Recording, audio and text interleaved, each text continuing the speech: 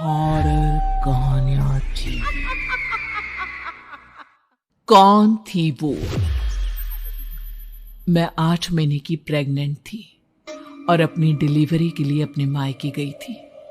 माँ ने मुझे फोन पर बताया, घर के पीछे की तरफ जो खाली जमीन थी ना, वहां पर एक नया कमरा बनवा लिया है। इतने सालों के बाद जैसे ही अपने घर में कदम रखा, कुछ अलग सा लगा। माँ, ये घर के पीछे की तरफ नया कमरा बनवाने की क्या जरूरत थी? अरे बेटा, घर के पीछे दूर दूर तक खाली जमीन है। तेरे पापा को कई दिनों से लग रहा था कि यहाँ पर एक कमरा बनवा लेंगे तो ताजा हवा मिल जाया करेगी। अब तो ये सब छोड़ और चल जल्दी से दूध पी ले। माँ, मैं थोड़ी देर में पी लूंगी, आप सो जाओ। मैंने दूध का गिलास उठाकर उस खिड़की में रख दिया। पता नहीं कब आंख लग गई। अचानक से खिड़की के पल्लों के खड़कने की तेज आवाज आई। दूध का गिलास धड़ाम से जमीन पर आ गिरा। जमीन पर गिरते ही दूध का रंग लाल हो चुका था। मैंने खिड़की से झांक कर बाहर देखा। चारों तरफ धूप अंधेरा था। उस अंधेरे की तरफ से कुछ आवाजें आ रही थी, जैसे छोटे बच्चे आपस में खिलखिलाकर मस्ती कर रहे हो।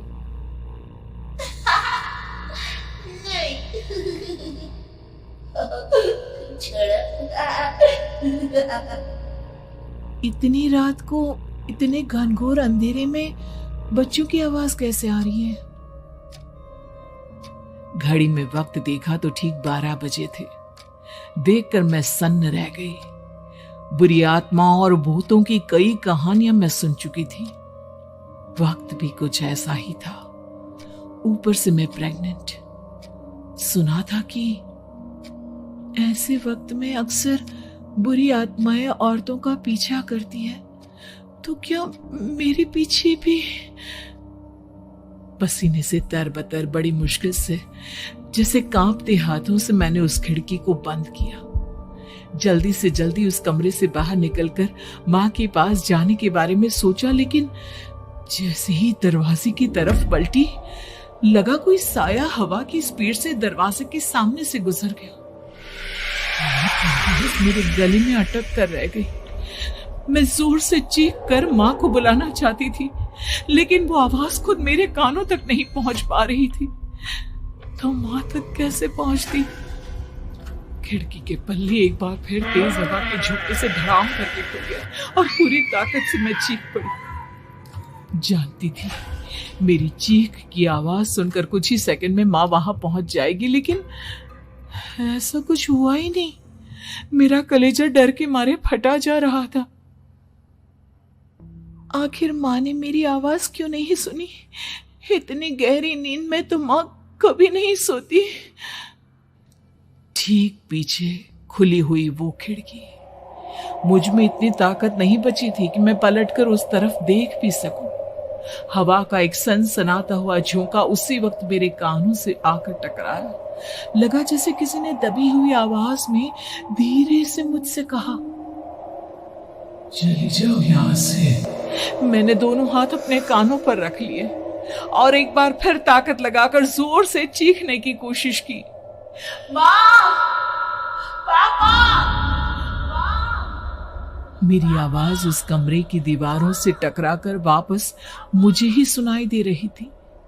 जितनी ताकत के साथ मैंने चीखने की कोशिश की थी, कुछ ही देर बाद उससे कहीं ज्यादा तेज और दर्दनाक चीख मुझे सुनाई देने लगी। ये आवाज ठीक मेरे पीछे खिड़की से आ रही थी। वो आवाज मेरे कानों में पिघलते हुए लोहे की तरह गिर रही थी। उन आवाजों में हैवानियत थी। वो आवाजें किसी इंसान की नहीं है, इतना मैं समझ चुकी थी। कांप रहे हाथों से मैंने अंधेरे में कुछ ढूंढने की कोशिश की।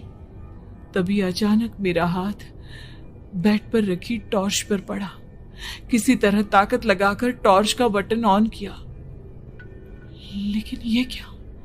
सामने दरवाजे पर 3 छोटी लड़कियां खड़ी हुई थी। उनके हाथ में स्टील के चमचमाते हुए चाकू थे। मैं घबराकर लड़खड़ाई और पीछे की तरफ हटी, लेकिन तब तक वो मेरे पास आ चुकी थी। उनकी गर्दन टेढ़ी थी और उनके हाथों के वो चाकू मेरे पेट को निशाना बनाने को तैयार। मैं जोर से चीखी, नहीं, छोड़ दो मेरे बच्चे को, मत मारो, मत मारो, छोड़ दो मेरे बच्चे को। सोनाली, सोनाली, क्या हुआ बेटा? तू इतनी डरी हुई क्यों है? उठ बेटा, क्या हुआ? हड़बड़ाकर मैंने अपनी आंखें खोली। देखा तो दिन निकल आया था। मां मुझे जगा रही थी। मेरा चेहरा पूरा पसीने से लथपथ था। क्या हुआ बेटा? तुमने कोई बुरा सपना देखा क्या? मैं अभी तक अपने पूरे होश में नहीं थी। वो मेरे बच्चे को मार देगी माँ। वो लड़की मेरे बच्चे को। मैंने घबराकर अपने पेट को छुआ। सब कुछ ठीक था।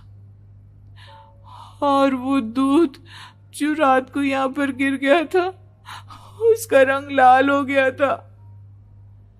मां ने हंसते हुए दूध का गिलास मुझे दिखाया। तुमने दूध पिया ही नहीं, पूरा का पूरा ऐसे ही रखा हुआ है।